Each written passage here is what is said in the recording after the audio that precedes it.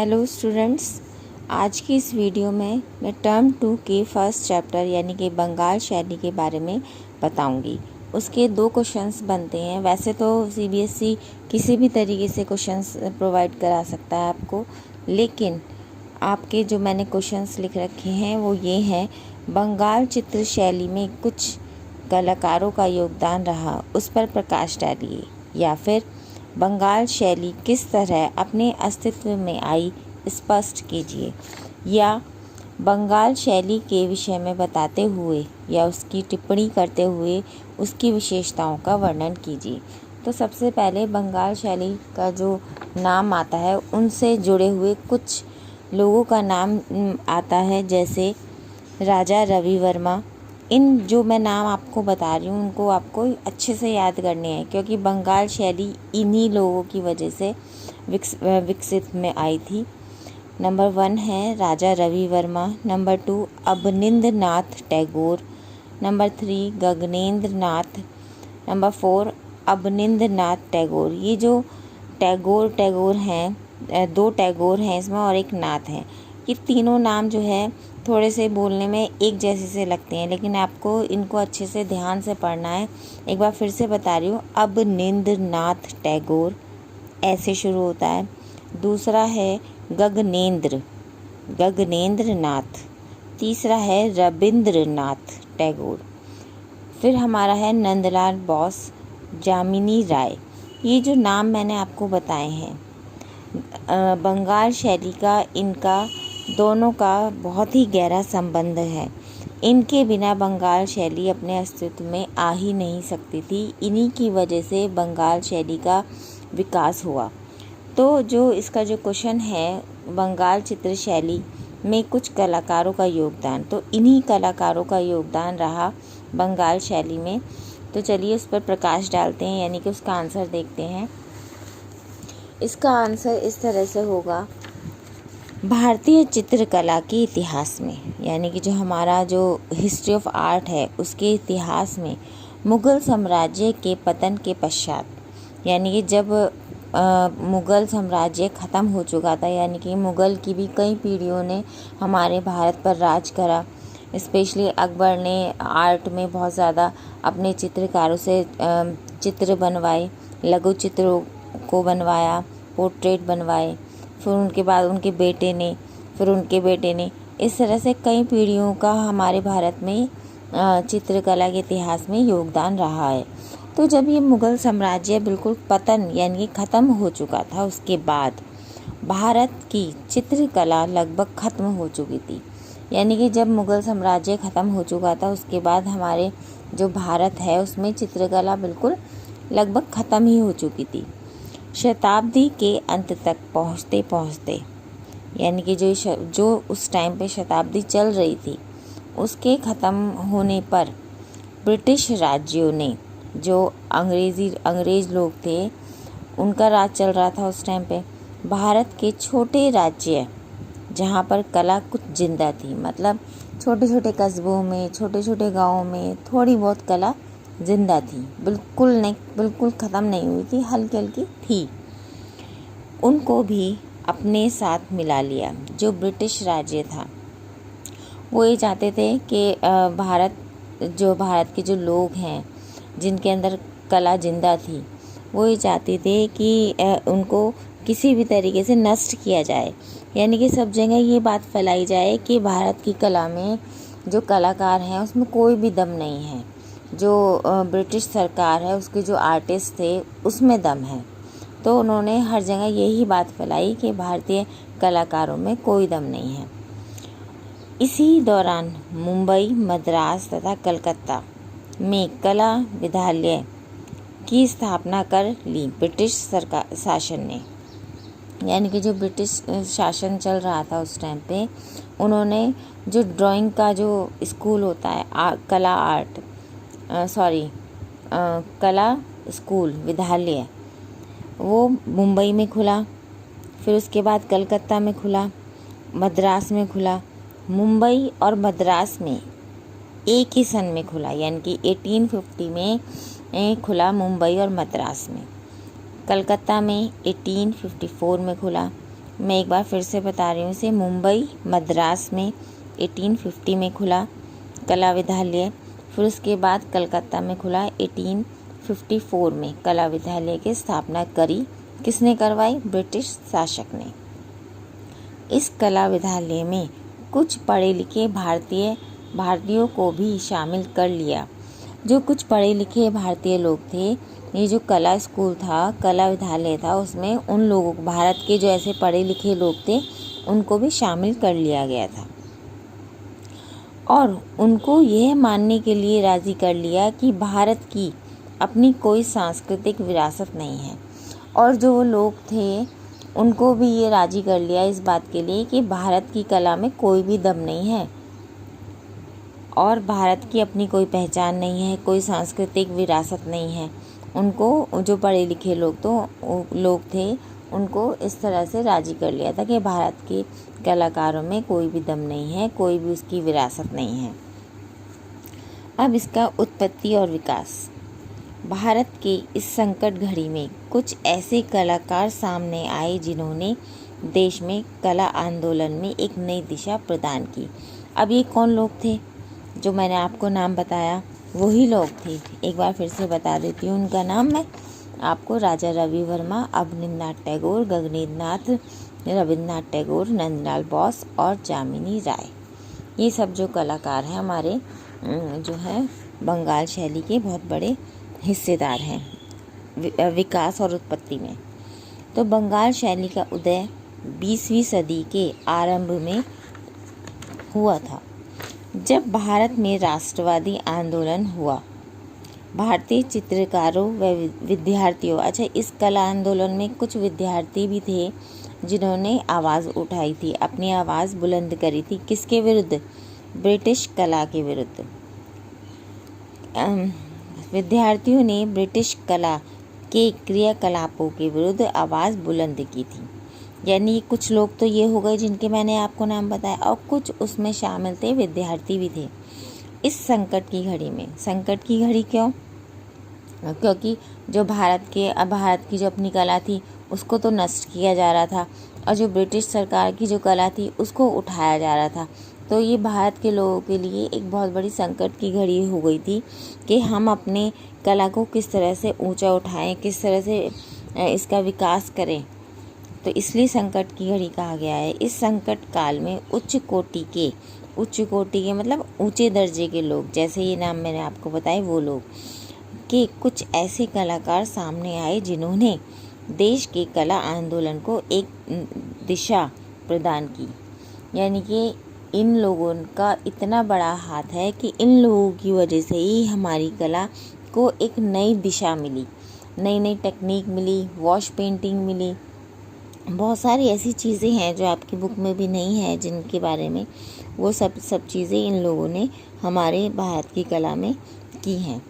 उनके प्रयासों ने, प्रयास मतलब बार बार किसी चीज़ को करना, एक बार मना हो गई फिर दोबारा करना, यानी कि बार बार प्रयास करना, प्रैक्टिस करना। उनके प्रयासों ने भारतीयों में सृजनात्मक मतलब अपना उत्पन्न, यानी कि जो हमारे मन में चीज़ आ रही है उसको सही साबित करना।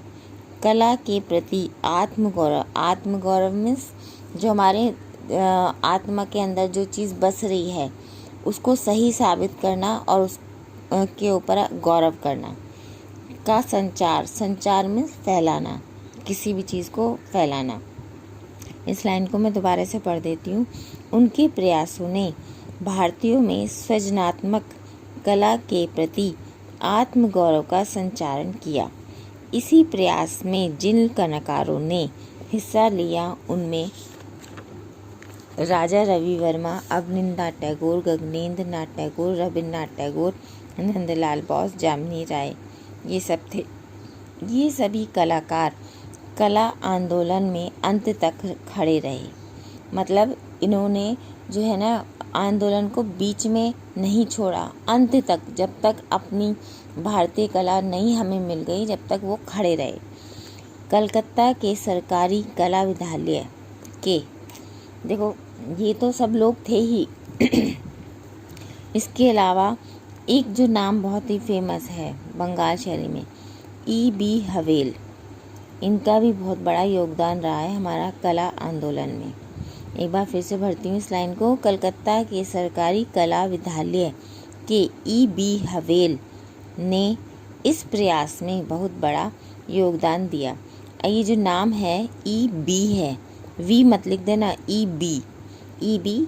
हवेल, ह पर दो मात्रा, वैपे की मात्रा ल, हवेल ने इस प्रयास में बहुत बड़ा योगदान दिया। उन्होंने सन 1904 ईस्वी में विद्यालय में से यूरोप चित्रकारी को बेच दिया। यानी कि जो उनका कला विद्यालय था, उन्होंने वहाँ पर किस तरह की पेंटिंग लगी थी, वहाँ पर यूरोप की चित्रकारी लगी हुई थी, यानी कि यूरोप की बड़ी बड़ी पेंटिंग्स लगी हुई थी। उन्होंने क्या किया, उन पेंटिंग्स को बेच दिया और उसके स्थान पर भारतीय कला को विद्यमान किया। यानी कि जो भारतीय कलाकारों की जो पेंटिंग थी, उनके जो चित्र थे, उसको वहाँ पर उन्होंने लगवा दिया। E.B. हवेल ने अवनिंद्रनाथ को कला के अध्ययन करने हेतु प्रोत्साहित किया। यानी कि जो E.B. हवेल हैं, उन्होंने अवनिंद्रनाथ टैगोर को, ध्यान से सुनो नाम, अवनिंद्रनाथ टैगोर को कला के लिए और ज़्यादा प्रोत्साहित किया कि आपकी कला बहुत अच्छी है और इसमें आगे बढ़ना चाहिए, आपको और पेंटिंग्स बनानी चाहिए। इस तरह से उन्होंने प्रोत्साहित किया और अपने विद्यालय में उप प्राचार्य नियुक्त भी किया।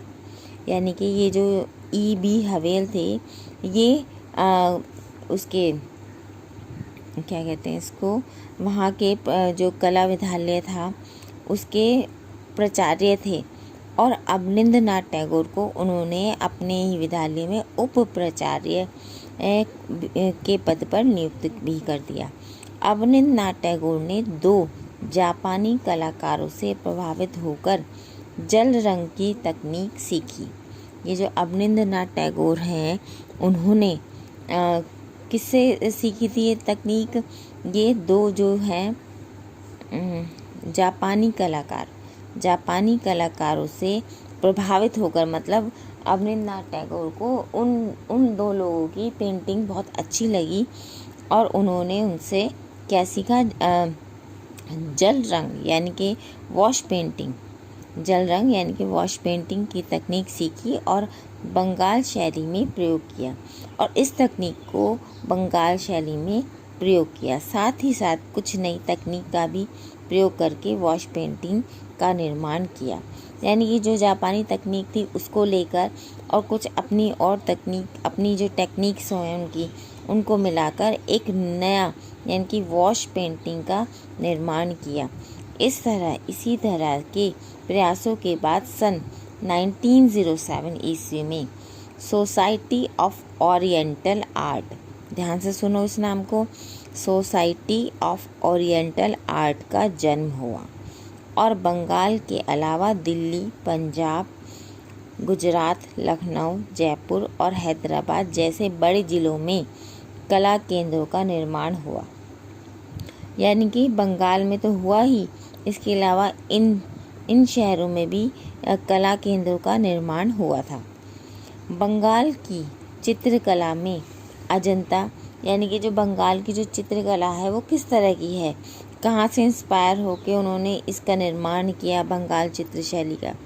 तो बंगाल की चित्रकला में अजंता व बाघ की चित्रकला का भी प्रभाव देखने को मिलता है। जो अजंता और बाघ के जो चित्र हैं ये आपने 11th क्लास में पढ़ लिए हैं। अजंता का चैप्टर था उसमें, और बाघ की गुफाएं भी थी जहाँ पर गुफाओं में छोटे छोटे चित्र मिले थे। अजंता की बहुत बड़ी बड़ी पेंटिंग्स हैं, मूर्तियाँ हैं, उनसे मतलब उनके चित्रों से, उनकी मूर्तियों से, उनके रंगों से इंस्पायर होके उन्होंने अपनी चित्रकला में उसका प्रभाव डाला। बंगाल के चित्रकारों ने फारसी, मुगल, राजस्थानी, पहाड़ी लघु चित्र व शिल्प शास्त्र से भी प्रेरणा ली थी। यानी कि जो बंगाल के चित्रकार हैं उन्होंने मुगल की जो पेंटिंग्स थी, राजस्थान की जो पेंटिंग्स थी, पहाड़ी लघुचित्र शैली की जो पेंटिंग थी जो आप फर्स्ट टर्म में पढ़ चुके हो, और फारसी। वह शिल्पकला से भी प्रेरणा ली थी, यानी कि उनसे भी, उनकी पेंटिंग से इंस्पायर होके भी उनका थोड़ा थोड़ा अंश अपनी पेंटिंग में उन्होंने ऐड किया। अवनींद्रनाथ टैगोर के प्रिय शिष्यों, यानी कि जो अवनींद्रनाथ के जो स्टूडेंट्स थे, बहुत ज़्यादा उनके फेवरेट स्टूडेंट्स थे, वो कौन कौन थे? नंदलाल बोस, असीम कुमार हलदार। ये नाम जो मैं आपको बोल रही हूँ ये भी बहुत इम्पोर्टेंट है, इन्होंने भी अच्छा रोल प्ले किया है अपना इसमें बंगाल शैली में। तो एक बार फिर से सुनिए। अवनींद्रनाथ टैगोर के प्रिय शिष्यों में नंदलाल बोस, असीम कुमार हलदार, क्षितिज नाथ मजूमदार, देवी प्रसाद राय चौधरी, शारदा चरण उकिल, ये शारदा चरण उकिल ये एक ही नाम है, शैलेंद्र नाथ डे, मुकुल डे, सुरेंद्र गांगुली, रविशंकर रावल, AR जुगदाई, के वेंकटप्पा थे। यानी कि देखो ये जो सारे नाम है थोड़े से मुश्किल तो हैं याद करने में, सारे तो याद नहीं हो पाएंगे और ना आपके पास इतना टाइम होगा, 2 घंटे का आई थिंक पेपर होगा आपका। तो इसमें से आप 4-5 नाम या 5-6 नाम आप लिख दें तो भी बहुत रहेगा, जिन्होंने अपनी तकनीक से भारतीय कला को नई ऊंचाइयों तक पहुंचाया। ठीक है, तो ये आपका जो क्वेश्चन था, बंगाल चित्र शैली में कुछ कलाकारों का योगदान रहा, या बंगाल शैली किस तरह से उसका उदय हुआ, उसका विकास हुआ, उसकी उत्पत्ति हुई, ये सारी चीज़ें इस आंसर में आ गई हैं। क्वेश्चन किसी भी तरीके से आ सकता है, आपका आंसर यही रहेगा। अब एक क्वेश्चन आपका इस तरह से बनता है कि बंगाल शैली के विषय में बताते हुए या उसके बारे में टिप्पणी करते हुए आप बंगाल शैली के चित्रों की विशेषताओं का वर्णन कीजिए। तो इसका आंसर आप कैसे करेंगे? थोड़ा सा तो आप बंगाल शैली के बारे में आपको लिखना ही पड़ेगा और उसके बाद आप बंगाल चित्र शैली की विशेषताओं का वर्णन कीजिए। तो मैं इसका आंसर आपको पढ़ के बताती हूँ। रविंद्रनाथ व उनके कुछ कला प्रेमियों के संघर्ष के उपरांत, यानी कि जो उन्होंने बहुत बड़ा संघर्ष किया बंगाल शैली के लिए, उसके उपरांत यानी कि उसके बाद यह कला अपने अस्तित्व में आई। अस्तित्व मतलब अपने चरण में आई, मतलब वो पूरी तरह से विकसित हो चुकी थी। अजंता व बाघ और कई शैलियों के प्रभाव से यह बंगाल चित्र शैली विकसित हो पाई, यानी कि उनके प्रयासों से, उनकी मेहनत से, उनकी लगन से ये जो चित्रकला है विकसित हो पाई थी।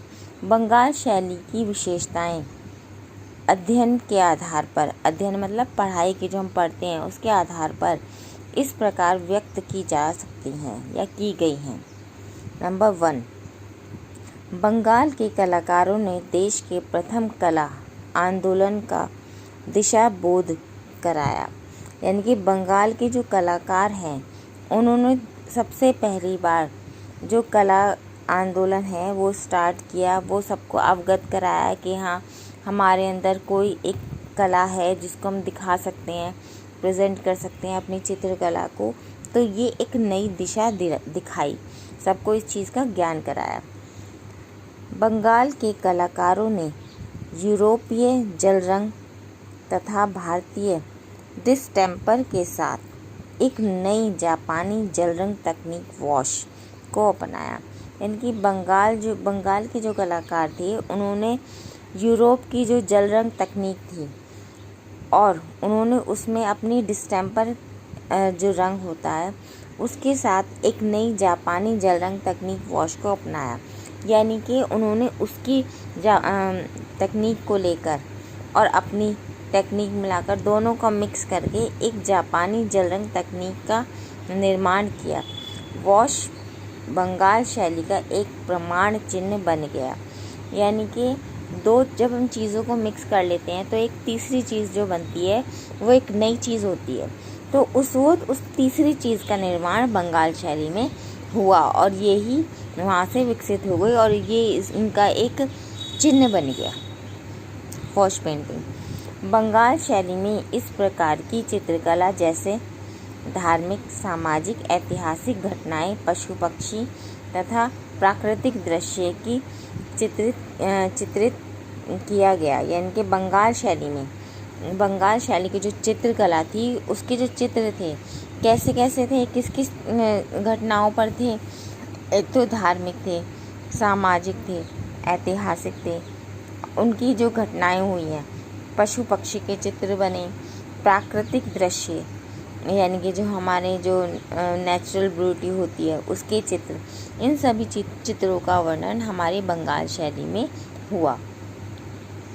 बंगाल के चित्रों रेखीय कोमलता यानी कि जो बंगाल शैली के जो चित्र थे उसमें जो रेखाएं थी उसमें कोमलता, लय मीन्स जैसे घुमावदार, एक तो लाइंस होती हैं बिल्कुल सीधी टेढ़ी मेढ़ी, लेकिन जिसमें कट्स होते हैं यानी कि जिसमें घुमाव होते हैं, तथा अजंता की लावण्य योजना की शुरुआत की गई। लावण्य योजना में मीन्स क्या होती है, आपने 11th में पढ़ा होगा। लावण्य योजना में जो लाइंस में कोमलता, लहरता, ये सारे मतलब फ्री हैंड जो लाइंस होती हैं उसको बोलते हैं। शुरुआत की गई यानी कि बंगाल शैली में इन रेखाओं के अंदर इन सब चीज़ों को इस्तेमाल किया गया, जैसे कोमलता और लय। आप दो ही चीज़ लिख सकते हैं इसमें। बंगाल शैली के अंतर्गत चित्रों ने रंगों का बहुत अच्छा प्रयोग किया, यानी कि बंगाल शैली के जो चित्रकार थे उन्होंने रंगों का प्रयोग अपने चित्र में बहुत ही अच्छी तरीके से किया। चित्र के अनुसार यानी कि उन्होंने चित्र के अनुसार हल्के भारी सभी रंगों का अपने चित्रों में प्रस्तुतिकरण किया। जैसे जहाँ पे कहीं परछाई दिखाई दे रही हो तो वहाँ पे उन्होंने गहरे रंग का प्रयोग किया। अब जैसे आसमान है वहाँ उन्होंने हल्के रंग का प्रयोग किया। मतलब इसी तरह की रंगों का प्रयोग करके उन्होंने चित्र को सुंदर बनाया। तो ये एक बंगाल शैली की विशेषता थी। नेक्स्ट है हमारी रंग बगैर किसी छाया को चित्रित करना तथा आकाश व वायुमंडल का रहस्यमय भाव प्रदान करना भी बंगाल शैली विशेषता रही है। यानी कि बंगाल शैली की एक विशेषता ये भी बहुत ज़्यादा मेन है कि इन्होंने रंग के बिना ही छाया को दिखा दिया, चित्रित कर दिया अपनी तकनीक से। और आकाश व वायुमंडल यानी कि जो आसमान होता है उसको रहस्यमय भाव प्रदान करना ही उन बंगाल शैली की विशेषता थी। इन सभी विशेषताओं के आधार पर यह ज्ञात हो जाता है कि यह शैली भी कला के क्षेत्र में प्रमुख स्थान रखती है। तो ये जो बंगाल शैली का चैप्टर है आपका ये कंप्लीट हो चुका है। ये जो चैप्टर है इसमें केवल हमने क्या बताया कि बंगाल शैली का उदय कब हुआ, विकास कब हुआ, किन किन लोगों का योगदान रहा और इसकी विशेषताएं क्या थी बंगाल शैली की, किस तरह से विरासत में आई और किस ने कौन सा स्कूल था, किसने इसमें सहायता करी और कितने इनके स्टूडेंट्स थे। ये सारी बातें हमने बंगाल शैली में पढ़ ली हैं। अब जो हमारा नेक्स्ट चैप्टर आएगा, जो मैं नेक्स्ट वीडियो बनाऊंगी, वो बंगाल शैली के चित्रों का अध्ययन, यानी कि उसमें बंगाल शैली के जो चित्र बने हैं।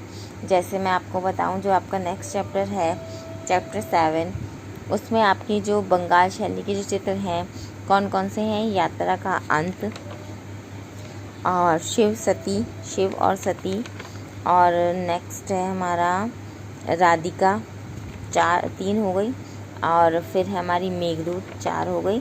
4 बंगाल शैली में हमारी 4 पेंटिंग है, ठीक है। और उसके बाद हमारा जो नेक्स्ट आएगा, नेक्स्ट वीडियो जो आएगी, भारत में स्वतंत्रता में भारतीय कलाकारों का योगदान, ये क्वेश्चन आएगा। तो अब ये हमारा जो चैप्टर 6 है बंगाल शैली का अध्ययन, उसके बाद अब जो मेरी नेक्स्ट वीडियो जो मैं बनाऊंगी उसमें 4 पेंटिंग्स के बारे में मैं आपको बताऊंगी। देखो पेंटिंग्स के बारे में क्या है कि इस पेंटिंग को आपको नाम दे दिया जाएगा। एक तो सीधे आपको क्वेश्चंस नहीं मिलेंगे कभी भी, थोड़ा सा घुमा के दिया जाता है, थोड़ा सा कंफ्यूज करते हैं वो बच्चों को। जैसे कि चित्र के बारे में बता दिया, थोड़ा सा 1-2 लाइन और कह देंगे कि इस चित्र के बारे में लिखो। तो आपको जो मैंने इससे पहले जो टर्म फर्स्ट था, मैंने एक टेबल बना के भेजी थी, आपको उसी तरह से इसमें भी टेबल बनानी होगी और उनकी सारी चीज़ें याद करनी होंगी। चित्र का नाम, चित्रकार, काल, माध्यम, तकनीक, समय, संग्रह, ये सारी चीज़ें आपको याद करनी है। याद रखो, बंगाल शैली में 4 ही चित्र हैं आपके, ठीक है। एक बार फिर से बता देती हूँ मैं। शिव और सती यात्रा का सबसे पहली जो है हमारी यात्रा का अंत है, जो कि अवनींद्रनाथ टैगोर ने चित्रित की है। उसके बाद है हमारी शिव सती, जिसके चित्रकार नंदलाल बोस हैं। फिर है हमारी राधिका, जो मोहम्मद अब्दुल रहमान जुगताई ने बनाई है। और उसके बाद हमारी लास्ट पेंटिंग है बंगाल शैली की मेघदूत, जो कि राम गोपाल विजयवर्गीय ने बनाई है। तो ये हमारा बंगाल चित्र शैली का चैप्टर था। आई होप आपको समझ में आया होगा। तो थैंक यू सो मच।